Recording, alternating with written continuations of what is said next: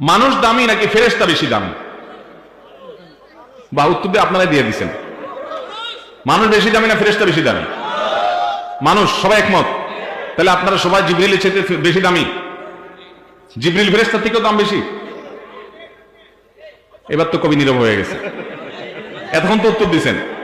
জিবরিল ফেরেশতার চাইতেও আমরা সাধারণ মানুষ বেশি দামি। একজন অমুসলমান সে জিবরিলের চাইতে দামি। তাহলে একটু আগে বললেন মানুষ ফেরেশতার চাইতে দামি। তাইলে ভাইরা আমার শুনেন, ফেরেশতাদের মধ্যে যারা বিশেষ ফেরেশতা, রসুল, দূত, যেমন জিবরিল, মিকাইল, মালাকুল মউত, ইসরাফিল, এরকম বিশিষ্ট যে ফেরেশতারা আছেন তারা সাধারণ মানুষের চাইতে দামি। তারা সাধারণ মানুষদের চাইতে দামি। তবে নবী রাসূলদের চাইতে কিনা দামি?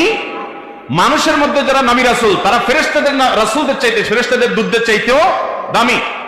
তবে সাধারণ মানুষের চাইতে ওই বিশিষ্ট বা রসুল ফেরেশতা যারা আছেন তাদের মর্যাদা বেশি। আর সাধারণ ইমানদার যারা তাদের মর্যাদা সাধারণ ফেরেশতাদের চাইতে বেশি। সাধারণ ইমানদার যারা তাদের মর্যাদা সাধারণ ফেরেশতাদের চাইতে বেশি।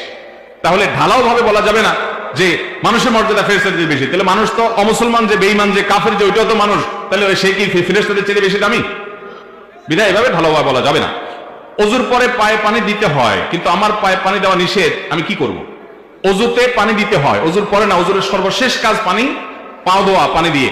এখন কারোর যদি পায়ে ব্যান্ডেজ থাকে, কাটা থাকে, সেটা ধোয়া নিষেধ থাকে, তাহলে যেই জায়গায় ব্যান্ডেজ থাকবে, ধরুন একটা আঙ্গুলে আছে, ওইটা বাদ দিয়ে বাকি জায়গা পানি দিয়ে ধোবেন। আর ওই বেজাটার উপরে, এই ব্যান্ডেজটার উপরে বা কাটা জায়গার উপরে ভিজা হাত আলতো করে একটু শুধু মুছে নেবেন, বাস, অজু হয়ে যাবে। এটা হাতেও হতে পারে, পায়েও হতে পারে, যে কোনো জায়গায়। এভাবে করলে আপনার অজু হয়ে যাবে।